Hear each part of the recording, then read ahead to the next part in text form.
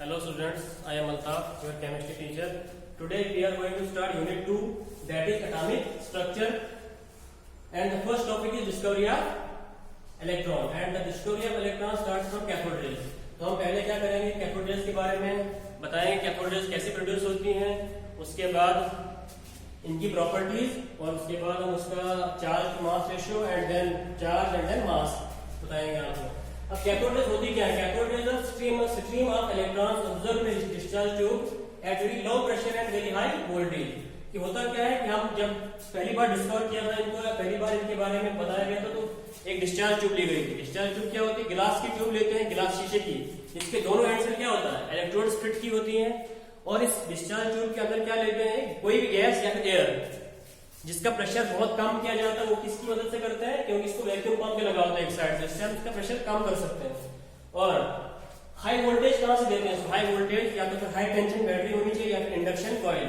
Induction coil एक तरह का ट्रांसफार्मर है जिससे हम बहुत हाई वोल्टेज जनरेट कर सकते हैं आप, और 10,000 वोल्ट, और जो हमें जरूरत होती है 10,000 वोल्ट हमें चाहिए होते हैं, तब हमारे पास कैथोड रेज का जनरेशन होता है। अगर आपके पास प्रेशर बहुत ज्यादा है तो आपके पास ये कैथोड रेज नहीं बनती है, और अगर आपके पास हाई टेंशन वोल्टेज नहीं है तो आपके पास फिर भी कैथोड रेज नहीं बनती है। अब ये पहले तो दूसरे साइंटिस्ट थे जैसे Michael Faraday, Plücker, Hittorf, Crookes and many other, जिन्होंने बहुत पायनियरिंग वर्क किया, इसमें बहुत अच्छा काम किया। बाद में उसी वजह से बाद में which led to the discovery of electron later on by J Thomson. J Thomson ने बाद में क्या किया, इलेक्ट्रॉन को डिस्कवर किया। लेकिन पहले वर्क किसने किया था? पहले वर्क किया था इसके ऊपर इन लोगों ने, जैसे फैराडे, प्लंकर, हिटोर एंड अदर्स। तो अब हम आपको प्रॉपर्टीज ऑफ कैथोड रेज बताएंगे।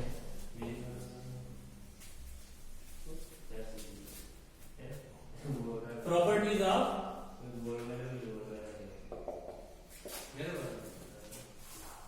Cathode rays. अब इनकी प्रॉपर्टीज कुछ होती है, प्रॉपर्टीज के बाद ही बता पाएंगे कि they are stream of electrons. For example first properties cathode raise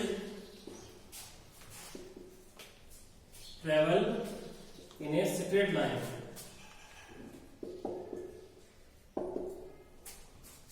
Cathode rays travel in a straight line from cathode to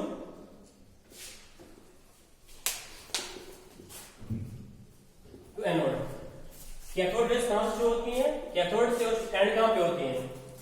anode पे। अब पता कैसे चलेगा हमें कि ऐसे ये स्ट्रेट चलती है और यहां से आगे तक चलती है? ठीक है फ्रेंड, अगर हम क्या करें, opaque object is kept here. अगर हम यहाँ पे कोई ओपेक ऑब्जेक्ट रखें तो इसका शेडो हमें यहाँ पर दिखेगा पीछे। इसका मतलब ये हुआ कि ये स्ट्रेट लाइन में चलती है और यहाँ पे क्या करती है, शेडो कास्ट करती है। और शेडो का मतलब ये हुआ, इसका मतलब ये हुआ शेडो का कि हमारे पास ये लाइन, ये कैथोड रेज है, पार्टिकल्स है, और ये सीधा चलते हैं स्ट्रेट लाइन। या तो हम दूसरा तरीका कर सकते हैं, या हम क्या करेंगे, यहाँ पर अगर हम यहाँ पर इस कैथोड में हम क्या, एनोड में हम क्या करेंगे, होल करते हैं। होल कर यहाँ पर कोई फॉस्फोरेसेंट मटेरियल लगा है, फॉस्फोरेसेंट मतलब जो चमकता हो, तो हमें ये पता लगता है कि कैथोड रेज यहाँ से निकलती है और यहाँ पर वो क्या करती है, ब्राइट स्पॉट बनता है। ब्राइट स्पॉट बनता है, ब्राइट स्पॉट से ये पता चलता है कि हमारे पास जो कैथोड रेज है वो यहाँ से निकली और यहाँ तक चल के यहाँ पर चमक गई हो, ब्राइट स्पॉट यहाँ पर बनता है। और दूसरा हम ऐसे बता सकते हैं, उसके बाद दूसरी प्रॉपर्टी इनकी ये होती है कि the cathode rays are negatively charge. Negatively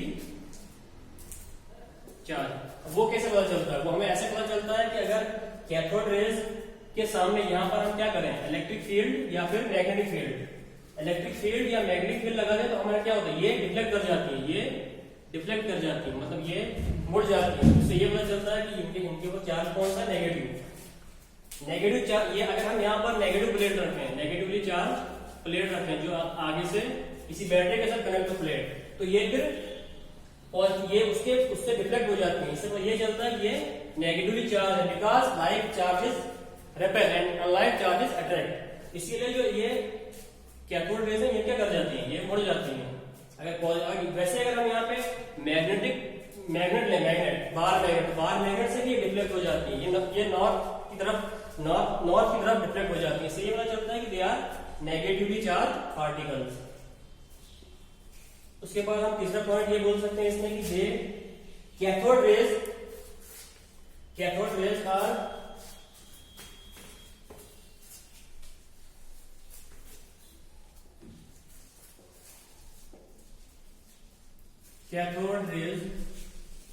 consist of material particles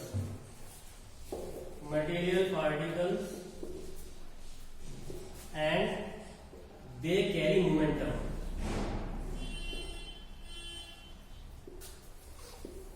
मतलब कि कैथोड रेज मटेरियल की बनी होती है, मतलब they are particle in nature. वो हमें कैसे बने, इनका मोमेंटम भी होता है। मोमेंटम का मतलब क्या होता है, kinetic energy means that is they possess kinetic energy. अब वो हमें कैसे पता चलेगा, इसको प्रूव करने के लिए हम यहाँ पे क्या करते हैं, अगर हम यहाँ पे एक व्हील रख दें, if we keep a wheel in their place mounted on an axle, then this wheel starts rotating। light wheel, if a light, हम उसमें ऐसे लिख सकते हैं, if a light pedal wheel mounted on an axis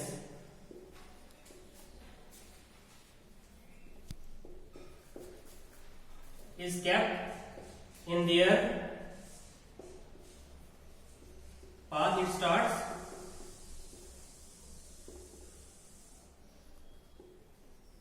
rotating. अगर कोई light सा pedal wheel यहाँ पे रख दें इनकी पाथ में, तो ये क्या करता है, ये पेडल व्हील ये रोटेट करता है। इसका मतलब ये हुआ कि there is some kinetic energy possessed by these particles और दे हैव मोमेंटम। अगर ये ना होगा तो ये रोटेट कभी नहीं करता। इससे ये पता चलता है they are particle in nature. तीसरा पॉइंट हम ये बता सकते हैं दे कैन पेनिट्रेट। उसके बाद हम ये बता सकते हैं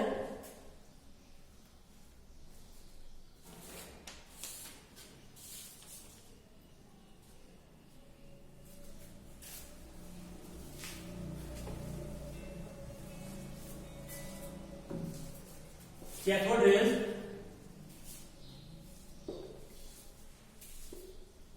produce heating effect.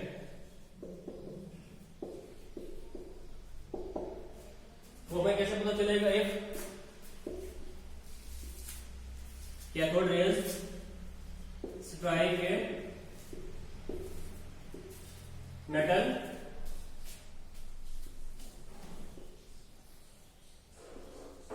the metal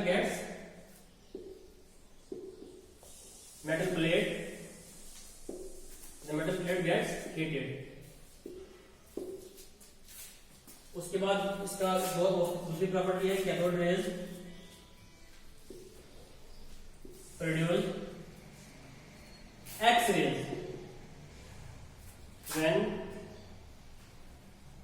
they hit hard metals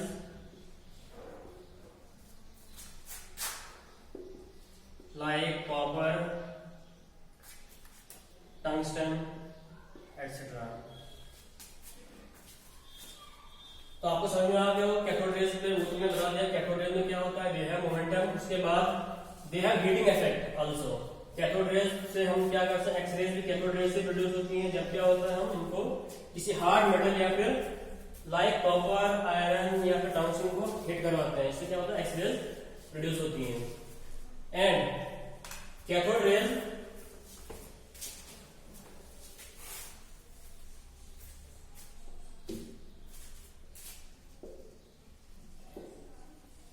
affect photographic plate.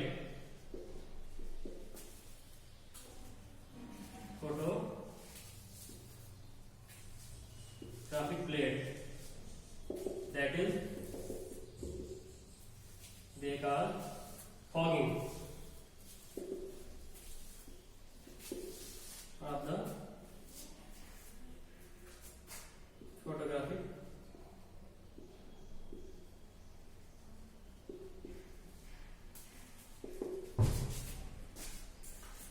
cathode rays have penetrating power.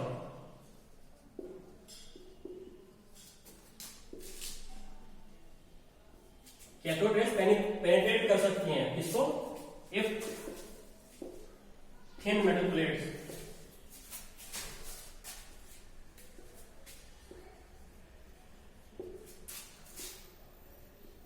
are kept in their way, they penetrate them.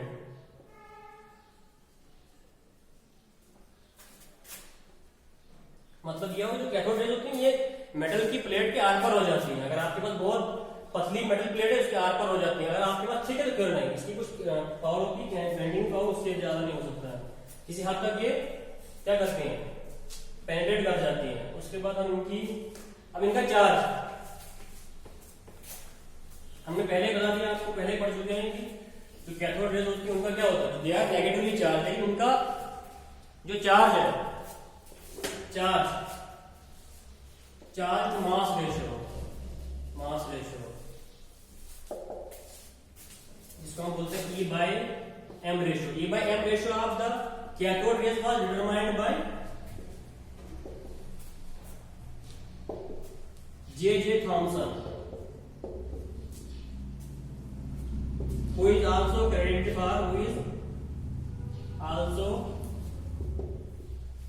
for the discovery of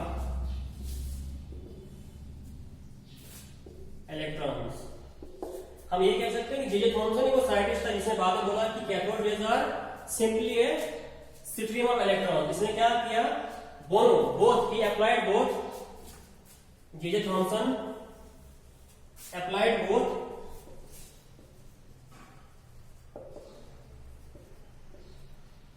magnetic and electric fields perpendicular to each other and the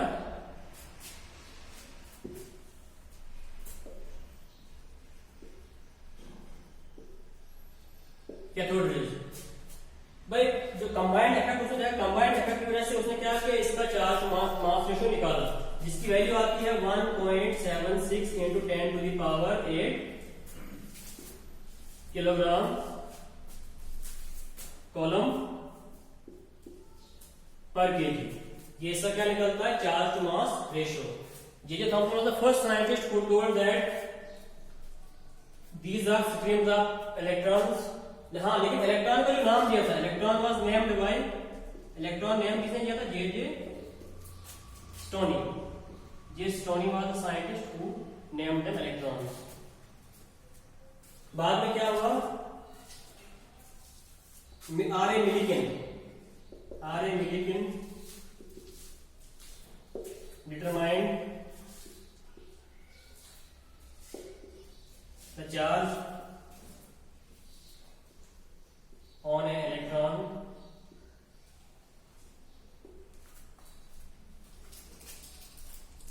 by his famous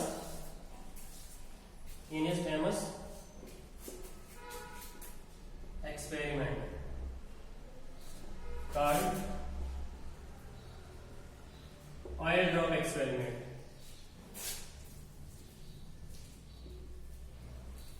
इसकी detail हम नहीं करेंगे क्योंकि इसके लिए you should know something before it, इसको हम detail में जाएंगे। लेकिन जो इसने जो चार्ज निकाला, चार्ज कितना है, charge was -1.6 into 10 to the power -19 coulomb. जो सबसे कम चार्ज, इससे कम चार्ज नहीं हो सकता। It is unit charge which is possessed by the fundamental particle that is electron। R.A. Millikan हमने क्या किया, R.A. Millikan ने क्या किया, चार्ज निकाला, और चार्ज टू मास रेशियो किसने निकाला था, J.J. Thomson ने। Now comes the term of mass. तो मास हम आराम से निकाल, if we know the E/m ratio and we know the E, then we can calculate the mass also। तो उसको हम कैसे निकाल सकते हैं, मास on electron is determined using both the values E/m value and the E value, both are known after these famous experiments। Now mass of the electron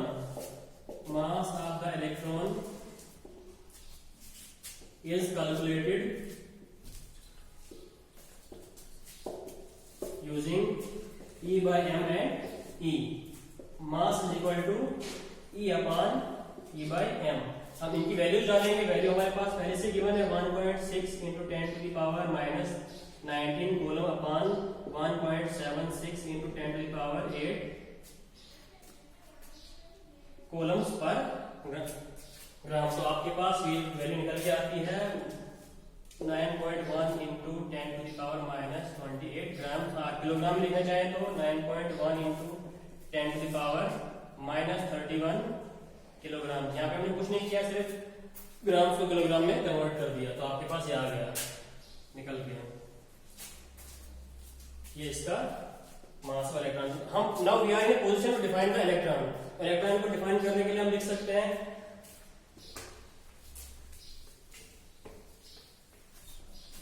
electron को define ऐसे कर सकते हैं, electron is the fundamental particle present in an atom which has a unit negative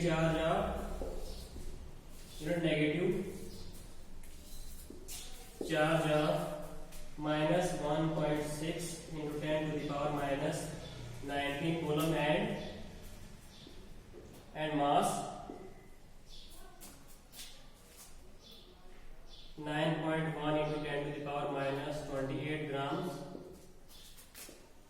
which is 1 upon 1837 times the mass of a hydrogen atom.